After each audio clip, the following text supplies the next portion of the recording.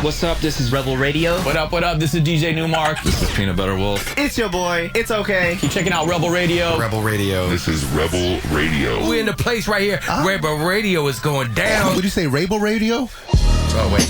Let's do it again. Rebel Radio. What's up, Rebels? Welcome back to Rebel Radio, the weekly show where I bring you the rebels who are shaping our culture. I'm your host, Josh Levine.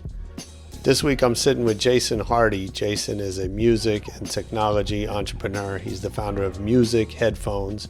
That's M-U-Z-I-K. He was previously a partner with 50 Cent in the SAS headphone brand and has since launched his own company where he's not only the CEO and founder, but he designed and built at least the prototypes of these headphones with his own hands pretty much.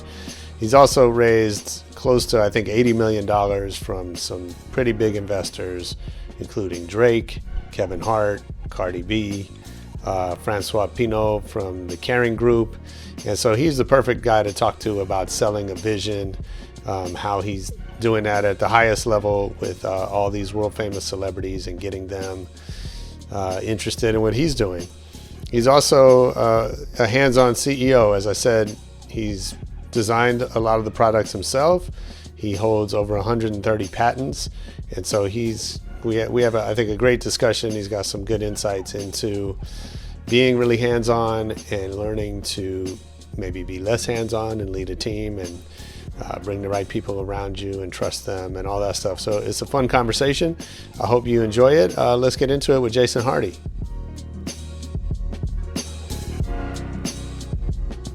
Hear me okay? Everything's good on this end. How about you? Good, man. Your headphones are looking good. Oh, thanks, man. Thank you. It's been a long time coming. I bet.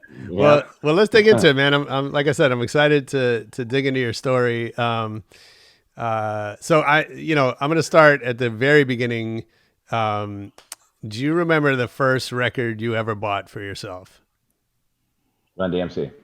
Nice. How'd that happen? How'd you come across that one? It was funny. I was a little boy, and we bumped into them at the airport. And my dad was a big fan of them. Yeah, so we bumped into them, and they were waiting at baggage claim. It was crazy, and I didn't know who they were. Sure. And then I met them, and then that was the first record that I went out and bought. That's incredible. So, the old big gold chains and all, it was crazy. I remember looking up at them like this is at the very beginning. Yeah. So it was a long time ago. Sure.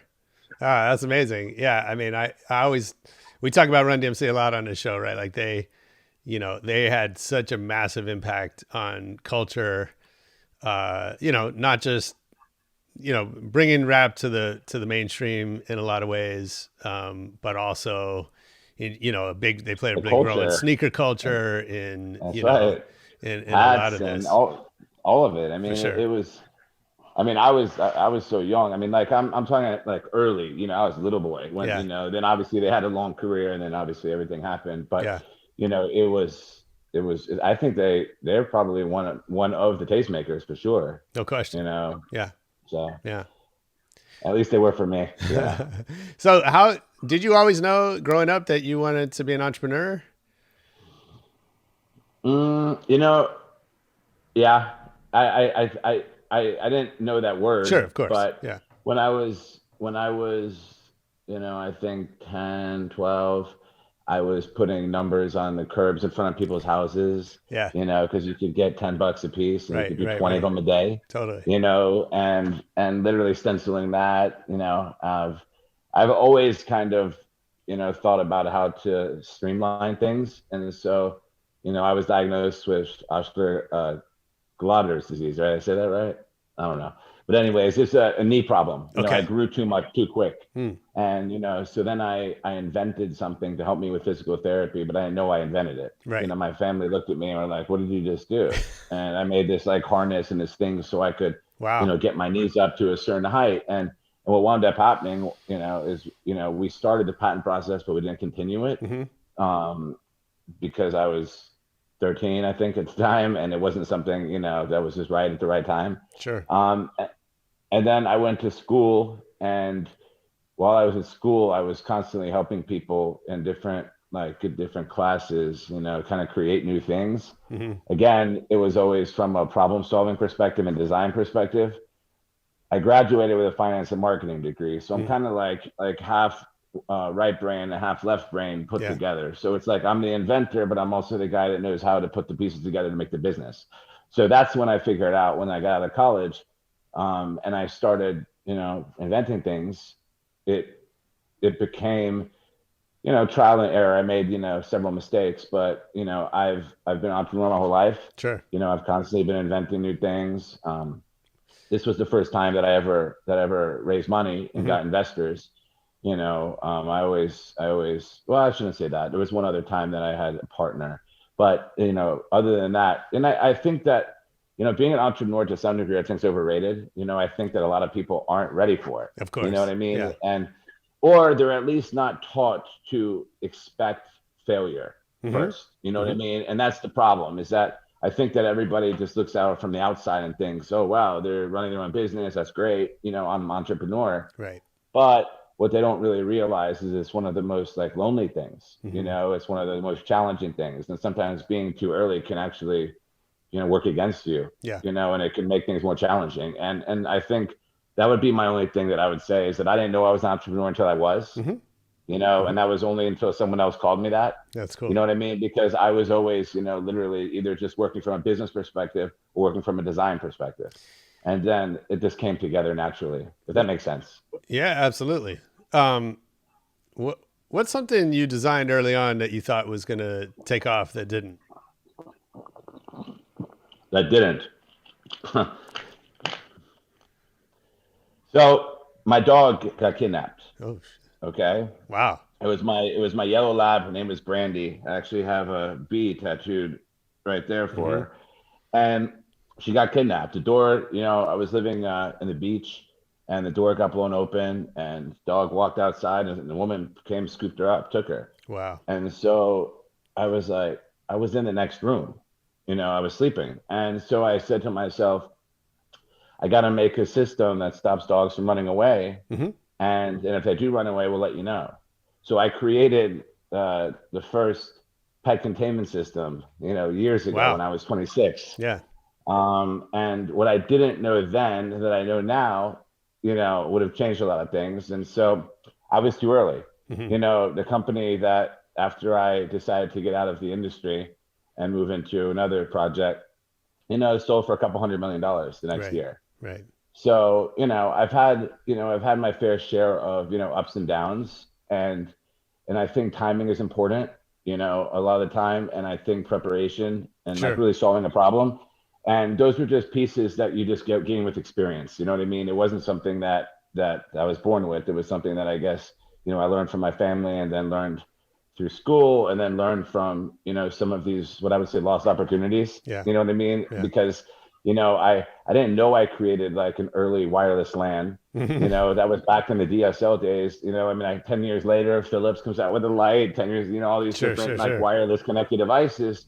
I just made it so it connected to my dog's collar. So basically, if she ran away, it would send a note to me, a message to my vet, my neighbors, and it didn't go anywhere because I was too early. PetSmart looked at me like I was nuts. Well, it's interesting. It's interesting that, I think, first of all, you're illustrating kind of the difference between a good product and a good business. Right. And, a good business has so much to do with timing. And I think, most people you probably come across are late in their thinking. Right. And they, that like Steve Jobs, like, people don't know what we want until we show it to them. Right. And you probably suffer from the opposite of being too early on stuff. And sometimes I think, because if you think of a solution to a problem, it's easy to assume that people are going to want that solution. Right. With enough testing. Yeah, absolutely. Sure. Right. And I think we've seen in the history of, the recent tech industry, right. It's not necessarily about whether the product is good enough. It's about whether the environment is ready for that type of solution. Right. which was something that I was, to be honest, I wasn't completely prepared for. You know, like meaning like I didn't know I was so early. You know, when you think about starting the company in 2012, and I remember I had just parted ways with a good friend of mine, 50 Cent. I was partners with him at SMS Audio. Right. And everybody thought I was crazy when I said I wanted to create smart headphones that would integrate with your apps, with other devices. And, you know, I had a friend that her brother was deaf. And I was constantly trying to think, how can I help him get voice control? Because it's a challenge, you know, for this disabled rather. Sorry. And I was like racking my brain, and then I said, I got to put a camera on the headphone so that way he can sign and it could control either touch and that's when I started Muzik in 2012. And I said that I was going to build the smartphone and headphones. I mean, Apple for sure was my inspiration, right. You know, seeing how, you know, I went from pressing the number 2 3 times to get a C for a message, you know, so now I've got, you know, this. I was like, oh my gosh, I got to do that in the headphone space. Yeah. I never thought it would take, you know, I mean, I've been doing this now almost 9 years, you know, to get this. I mean, and a lot of ups and downs, but you know what? We never give up. And it was just, you know, I'm almost taken back that I'm actually talking to you on, you know what I mean? And it's cool. It's here, you know what I mean? It's like, it's crazy because literally like these were like the first like 2, and those were big hurdles to connect to the audio parts and then adding the AI and the apps and the SDK to then make this headphone perform a lot like this. And you know, I don't come from money. Everything has been, you know, earned. And you know, I have some amazing investors that believed in me early on that maybe, you know, took a big chance, but you know, I'm proud of our team. You know, we somehow pulled it off. Nice. And nice. I can't believe it. You mentioned, you know, you talked about failure, which is obviously a big part of you know, everything that we're trying to do, right? So if I understand, you played college tennis? For a little bit. Okay. Well, even so, getting to that point, right? Like I did. But just it was, Well, you know, look, I always believe... I played tennis my whole life, and then I decided, you know, when I got I played a little bit at NC State, but then I decided to quit because I wanted to focus more on business and you know, I always think of sports as, you know, in some ways a great training ground for business. And in my mind, you're just faced with constant failure as an athlete coming up, right? So I wonder how you think that training prepared you for your career path. It was for massively. I would say honestly, because you know we were always focused on the rankings. You know, I played number 1 in high school every year. It was a situation where it was constant challenges. You know, trying to challenge the next guy to get his spot, to, you know, go into this tournament instead of that tournament, you know, going around the country and playing. So, I mean, I think that losing, I don't like to lose. I know that. And I've always, you know, tried my hardest to win. And, you know, when I've lost, I always know that I gave it my best. You know, it's just how I'm programmed. And, you know, it just, I think that, I kind of think it goes back to your thing on timing too, because I think that, you know, when you think about it, it's like when I was, you know, top in the country or top in the South and I'm in, you know, under 18, you know, you have different motivations and different dreams than you do. I think, you know, a couple of years later, you know, I try to mentor and advise, you know, entrepreneurs as well, you know, when I can, you know, just with the reality of what I've gone through, you know what I mean? So it started obviously with sports, and then that tough decision that I'm not going to continue playing sports, and realizing that I wasn't a pro, you know what I mean? You know, because I mean, look, I mean, let's face it, we only really think about the top 10 or 20 in any, you know, space, right? And at least in sports. And I wasn't that. And so I think that timing had a big thing to do with that, as well as the failure. Yeah. You know what I mean? Yeah. And I learned a lot from it. Yeah. So you mentioned getting into business with 50. Talk about that a little bit. I actually worked with him on Street King Energy when he was first launching that. That was probably roughly around the same time. 2000. That was 2011. Yeah. Uh-huh. What do you think? So at that time you were, unproven in the sense of, you didn't have experience in the headphone business, certainly. What do you think he saw in you that made him, that made that partnership work? I did what his previous team couldn't. So basically 50 had a partner. His partner called me and who had been interested in purchasing one of my previous companies, the pet product that I was talking about earlier, and it was the wireless device. And basically he said, we really need your help. And I was a little intimidated at first, to be honest. And then I decided to take the challenge. Yeah. And, I basically did the work with 50, learned a tremendous amount from him. I owe a huge debt of gratitude and thanks, to everything that I was able to see, learn, listen, and, participate in. And, it was pretty crazy. He, I think, saw results, execution. He saw a will that I wouldn't give up. What a team of 20 people didn't do, I was able to take care of. And, that doesn't happen, that often. If so, I'd like to hire every one of them, and so it was a situation where I was at the right place at the right time, I guess you would say. Yeah. And the timing is that he needed someone to help him with design and technology. And I work closely with the great engineers. I'm not an electrical engineer, but I work with great engineers. And so I went to Paris and found the best electrical engineers there. And I started working with them because I felt that that this particular group could do something that hadn't been done in the space before. And so I think it was about the execution that sold him on it, and very appreciative for that opportunity. So you say you started off intimidated. Can you walk me through that conversation you had with yourself when you were thinking that through? Sure. I was in Raleigh here, and they called me and they asked me to come up to New York because they wanted me to talk about doing a project. And I just, I was an athlete. I never, interacted with any celebrities or any music artists, and that wasn't my world. I was, from Raleigh. Originally born in Los Angeles, but I went to NC State, played tennis, for a little bit. Then, I became a businessman, an inventor, if you will. And so then they were like, okay, you're going to sit with 50. You guys are going to talk about concepts, designs, this, and this.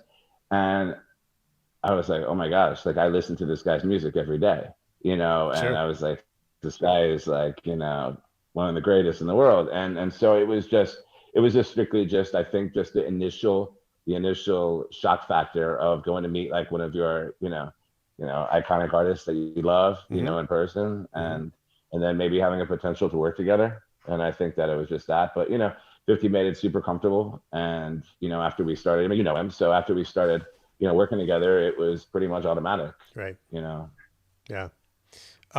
So now, fast forward a little bit. So now you work with a ton of celebrities, right? You have, if I understand, you have Drake, you have Michael Jordan, Kevin Hart, Cardi B as investors in your company, right?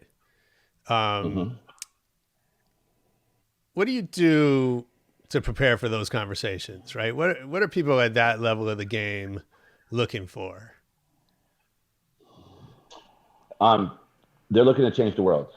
And, our select group of investors who I am so appreciative of, I couldn't be here, honestly, without them. And it's because of their support and belief that we could do this. They are people that want to try to leave an impact on this world, a positive one. they're more than a basketball player or more than an artist or more than a comedian. Sure. Like my biggest, mentors from afar, if you will, like Tony Robbins, Dr. Joe Dispenza. Like these are people that I've always been huge fans of, and I was always like, listening to their work or listening to their music or watching their act, or watching them play. And so when I had the idea to create this connected ecosystem of devices and experiences and put them together,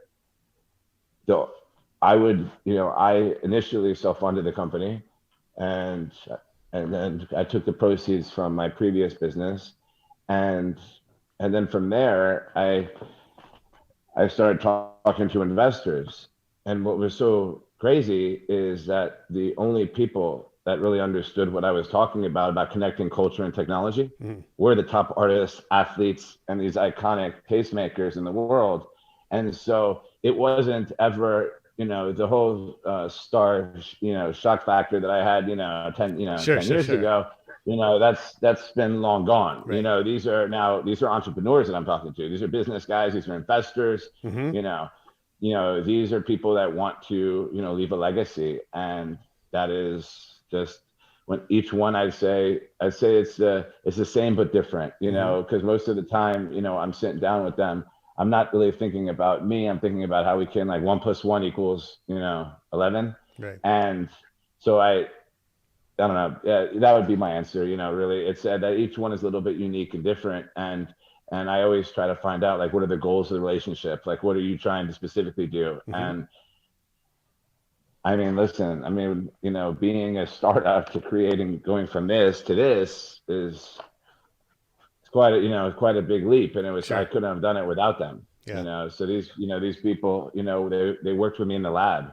They said, hey, we got to tune it this way, or you got to name it this. I mean, I went on tour with some, I went to their shows, they demoed them, they were in the studio, in the lab, they were tuning them. I mean, literally, this has been a labor of love, if you will, of the top, of really the top people in tech and culture coming together, which has always been this kind of weird divide. If you think about it, it's like you always have the tech people and then you have the culture people, but there isn't that common ground that can, like, bring them together to make a product that culture wants, if you will. This is a product, in my opinion, that's a lot like this, from the perspective of you can personalize your experiences. So the way you use it might be different than me, and, you'll use some apps. Maybe you just take pictures and video. Maybe you're streaming to Twitch or TikTok or Twitter, So to me, I think that, it's going to be very interesting to see where the entire space goes. And I think that a lot of that will be dictated by both the people that you're talking about and how they use it, how they want to, share their POV with the world. When they're walking out, like Melo's walking down the basketball court, now his fans can see through his eyes. Right.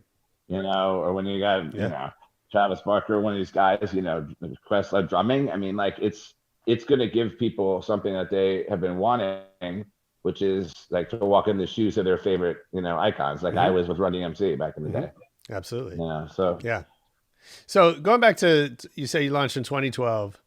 At that time, Beats was really controlling the game as far as I can tell from the outside. And it's interesting, you talk about headphones, right? I think headphones are kind of the intersection of technology and culture, right, and fashion, in part due to Beats, right? If those of us who remember before Beats, like, headphones were a utility. It was strictly, a piece of equipment, right? And Beats had a big role in turning that into fashion and culture, and kind of setting the bar, right? They created it, right?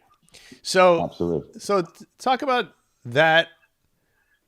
When you're setting up the company at that time, and you've got this sort of massive competitor, and what's the approach? How do you think about a strategy to go and compete with them or to build your own thing in that environment? Well, to start, I wouldn't be here if it wasn't for what Beats, Jimmy, Jay did. Sure. They created, as you said, they created the space. where tech and culture came together. I just looked at it a little bit differently. And I thought that the headphone could be something that had a little more technology inside of it, so I wouldn't have to look down as much at my phone, right. and I could just keep my head up. I mean, it was pretty simple, I mean, in my mind, at least it was simple from the perspective of the problem I'm solving. I almost got hit by a taxi in New York is what had happened, because I was walking, texting like everybody does. And all of a sudden I was like, wait a minute, why am I doing this? And why can't these apps be up in here, up in the headphone? And so, so it was intimidating a little bit when I started, because initially I heard a bunch of no's, because everybody said what you said. They said, oh, Beats has the whole market. And I was like, sure. I know that. And I said, but we're not building headphones. I said, we're building a new category called smartwear. And everyone's like, what's that? And I said, well, you have, your smartphone, right? And I said, well, now you're going to have smart headphones. And I said, and they're going to integrate and work together. And now you're going to have these new experiences. And people, they doubted me for a while, to be honest. And I'm pretty sure that they still do, but, or maybe some don't, who knows? But, it was one of those things that I never really looked at Beats as a competition, because I always looked at them as they're the big company, they're selling billions of dollars of headphones. What I was really doing is I built this to get to this, this to get to that. And really it's a lot like, this guy, to this. And this was amazing, massively successful, and I just, Steve Jobs and Apple was always one of my, inspirations to everything, from design and just the way that things are just really beautiful, elegantly done. And I thought of Beats as a culture company, and I thought of really taking like the DNA of Apple and embedding it in Beats, and that's really what came together, if you will. So you're 9 years in. Well, eight and a half, but okay. I rounded up. Sure, fair enough. What's my question? Talk to me about sustaining the energy. Because like starting things is hard, but it's also exciting.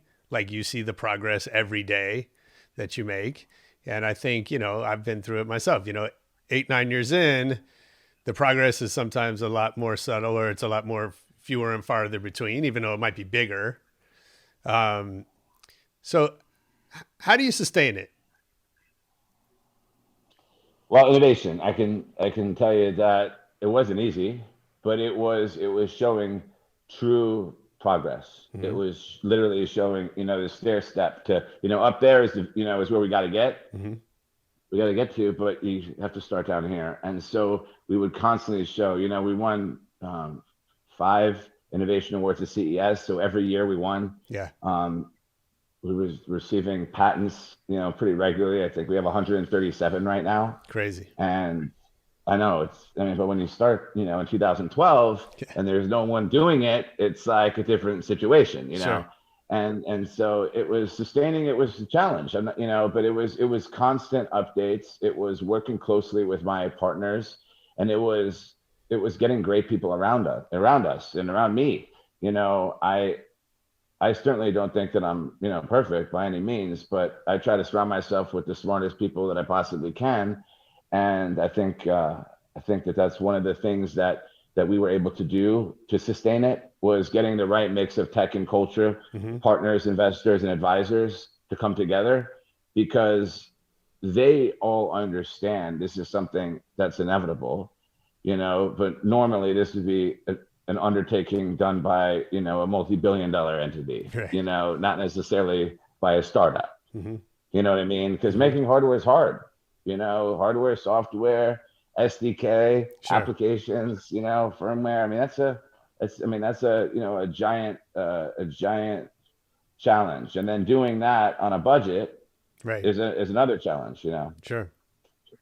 So it was. We did 5 rounds of funding, and like I said, well, actually, we did three convertible notes, and then we did two price rounds. We did Series A, Series B, and my Series B was led by François Pinault, and from Kering. He owns Kering Group A Artemis, and if it wasn't for their vision of seeing our vision, then this wouldn't be here either. You know what I mean? And so tell me about that a little bit. What obviously, so for anyone who doesn't know, they own Gucci, Saint Laurent, some of the best brands in the world. Balenciaga, I think, right? What do you learn from him and from them? A lot of things. They're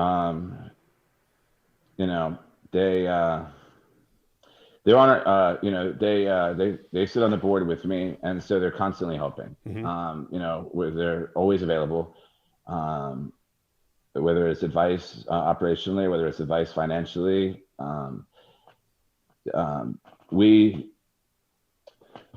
It's been a constant learning lesson. I would say, because the man I am today and the product we have today is not the same. It's the same man, but it's, a lot of things have gone into making this product, Sure.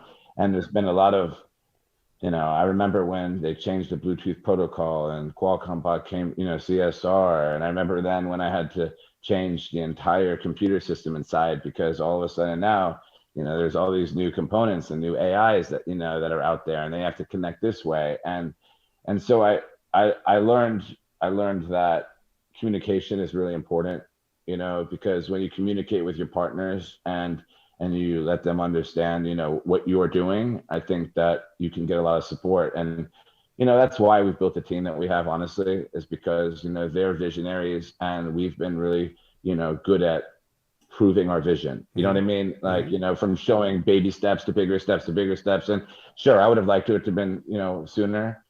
But the one thing is when I look back on it, if it had been 4 years ago, well, that was before TikTok, Right. That was before Triller. That was before, that was when Snap, just got their offer. It was like things were so different.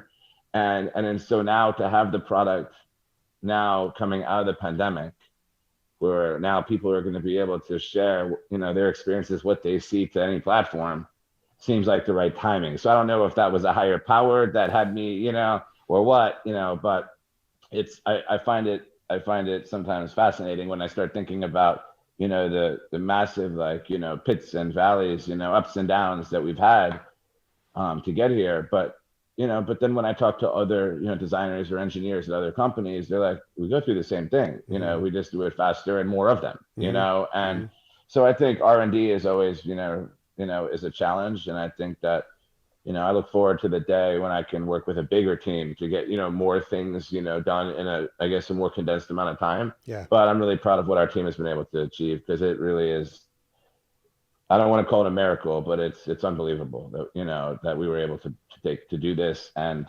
be the first, of its kind. Yeah.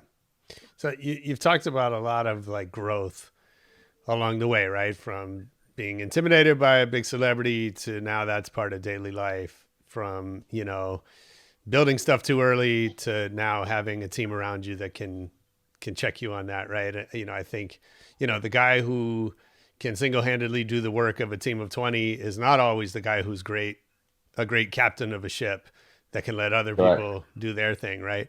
So where are you at now? What do you struggle with, or what are you kind of learning and growing now as a leader, as a CEO? Well, I'm doing, I'd say, less operations and less micromanaging, although my team probably would disagree. And at least I'm trying to. Sure. And I've seen this space for so long, so clearly. It's like when you see something from far away, and then as you start walking towards it, you start seeing it clearer and more clear and then clearer. That's kind of what's happened here. And so what I've tried to do is try to focus on doing the things that I've learned that I'm good at, and not do the things that I'm not good at. And then I'm really happy to collaborate. And so for me, it's always been from I to we, because I know I'm not good at most things. I mean, call it 80% of things, you know, but the things that I'm good at, you know, I put a lot of time, effort, and I feel that, you know, I was able to build a great team. So I think that, you know, one of the things that I did is I put everything on my back at the beginning because I had to financially. Sure. And I mean, that was from carving the product out of clay to then drawing it, to then getting industrial engineer to, you know, put in the SolidWorks, to then making 3D printed parts. You know, actually, I take that back. We were casting parts back in the day because it was so long ago, before 3D printers. Right. It was, we had a company called Forecast that was doing it. And I remember, you know, just one part like this would be 5,000. Okay. Now you can print that for $5. Crazy. Okay. Yeah. So it's you know, it goes back to that timing thing, you know, where the things that we were trying to, is like, we almost bit off more than we could chew, you know, but we didn't. And so now that's what I'm focused on, is not doing that. Meaning like the things that I do, I know I can do, we get it done. That's why we're on the phone talking, you know, and then I let all the other experts do what they do. Yeah. And then I have an amazing co-captain. Sarah Herring is my COO, and so she essentially runs operations of the company. I couldn't do it without her. Actually, she worked to like a week before her pregnancy. It was unbelievable. And then, she worked to the day before pregnancy, and then after that, only like a week and a half later, went back, you know, and she was still working the whole time. I mean, I couldn't do it without her, you know. So I think I would just say that, you know, backing off on the things that I'm not an expert in was something that I learned over time. Yeah. That's great. And that's hard, right? It's hard when you've done it yourself and you have learned to rely on yourself. It's so hard. It's so hard, especially it's so hard, you know, and, you know, when you put everything into it, when you put your name on the line, you know, you get all of these investors, you know, you've put so many hours, blood, sweat, and tears, everything, you know, that you have into it, you know what I mean? And then you have to believe that the people that you choose and trust, you know, have that same feeling. Yeah. And will do anything, you know, to get this thing done. Yeah. So let's talk about what's coming up this year. I know you got the Vision headset is the new one. What's this year looking like, and what are you most excited about? It's gonna be an exciting year. You know, we're going to be launching Music Vision. Our partners, meaning our investors, are going to then creating new type of content with all of these great platforms that are out there, like allowing people to feel closer together. And so we're going to launch this year. The exact date we haven't honed in on yet, but you know, we're producing them, and so I'm just excited to get out of the house, and I'm excited for people to come together. You know, I think, you know, there's no red and blue anymore, and I hope it turns purple when you put them together like it's supposed to. You know, and I think that if we want, you know, a product like this that allows people to collaborate, like, to me, we'll give the SDK so that every app could benefit from that camera. So that now they can automatically tap into the device. I mean, why shouldn't you be able to order a coffee by looking at a sign, you know, or an Uber by looking at a sign? You know, these are the kind of things that are helping disabled, you know, by, you know, I had 4 eye surgeries in the last 2.5 years. I tore my retina, and running a business with a torn retina and 4 surgeries, that was a challenge. So now this camera, it means something different to me now that, you know, I'm having problems with my eyes. Because now I realize like the whole pandemic has showed us all how short and precious life is. Yeah. And then, you know, having now a device that if I did, you know, lose my sight could help me, you know, is something that I think is pretty exciting. So we have a bunch of partnerships that we'll be announcing. You know, I probably have alluded a little bit to what they are, you know, between different platforms and partners and manufacturing. I'm just excited to see the cool stuff that developers make with the device. And I'm excited to see, you know, the way it's used with the content creators. I'm excited to see really what it's like to walk in someone else's shoes across the world. You know what I mean? Like, I think that, you know, Tony Robbins, one of my mentors, does a whole bunch of different amazing philanthropy. And I think that being able to like share that empathy and awareness of maybe the bad things that are going on around the world. Sure. Might stop those, whether it's, things with children or things with animals or, poverty and the way that different countries live. I think that a device like this isn't a headphone. You know what I mean? I think it's more of a gateway to, opening up a whole new series of experiences just, like this. Yeah. I'm not suggesting by any means that you're not going to have your smartphone. I'm just saying that there's additional things that can be had by having connected eyes and ears. You know what I mean? Like, looking at something and saying, what's that? I think that, or buy that, or stream live or share this to mom, I think are things that a lot of people would appreciate. Yeah. And so coming out of the pandemic, which I, hope everything gets, squared away soon. I think a device like ours, it could be exciting. I can't say exactly, what I'm most excited about, because I think that I haven't seen it yet. Meaning like, Sure. It'll probably be how people partner with us to create that. Yeah. Yeah. It's amazing. And, it's not too hard to remember a time when, a phone in your pocket was a fantasy, and certainly nobody would have guessed the impact of, 1 billion plus cameras roaming the earth at all times, right? On what that has on, to your point, on just opening us up. So far, it maybe hasn't manifested in empathy, although to some extent it has. For some people it has. But I think, we're more aware of our surroundings and what's going on in the world around us than we ever have been. And so much of that is due to just the, photography is literally everywhere. I had to go buy a roll of 36 and choose my photos wisely. I remember the first time I went to Europe and you're like, oh, is that worth, one of my pictures, right? Because I only have so many. Exactly. And the Polaroid, all of that. Yeah, we don't have that anymore, crazy. right? So I think, it certainly makes sense that in 2, 3, 4, 5, 10 years from now, the world has changed, again, as much in ways that we can't even imagine yet. Completely agree. Yeah. I mean,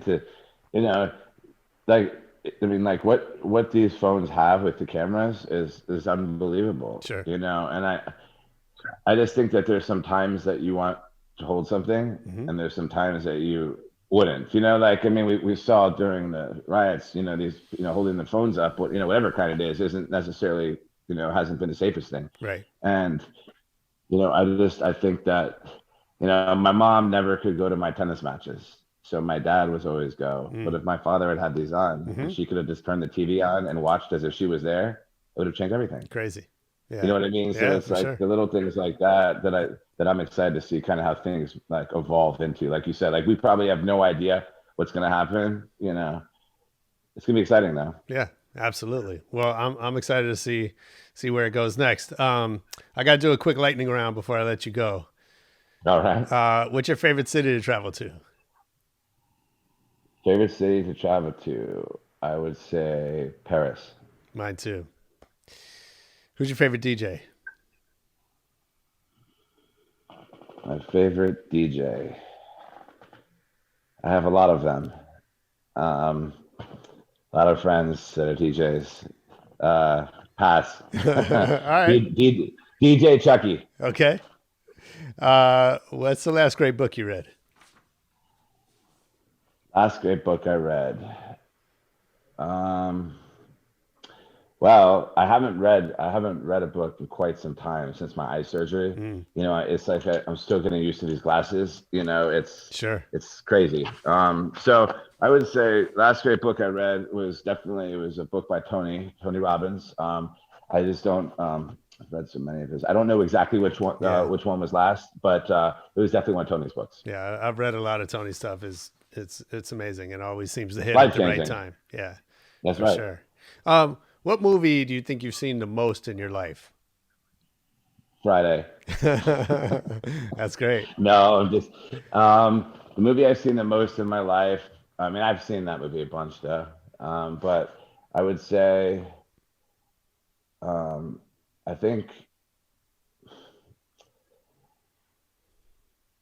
I watched it again. Coming to America, I probably would say I've watched the most. Like the most. I like comedy. I like action. Yeah. I like both. I was gonna say I like Taken a lot. That was great. a pretty intense movie. The what was it called? The Social. I watched that a couple months ago. Social Network. No, not the other one. The most recent one. Then I can't remember. But anyways, it was interesting. Now, Cool. It was pretty interesting. Yeah. Name someone you haven't met who has taught you the most.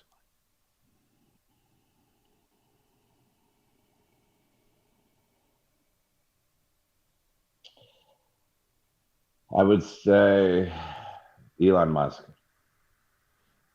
That's big. But I did meet him, but it was a very brief meeting. Okay. Like, conversation. But I would say We'll let you have that one. Yeah, but yeah. All right.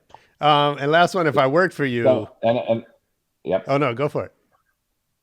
I was just gonna say, like I've always been a fan of like risk takers. So obviously the Steve Jobs, I would say is definitely one of, the greatest minds in the world, obviously. And so I would say it was really between Steve Jobs and Elon. Obviously Steve's not here.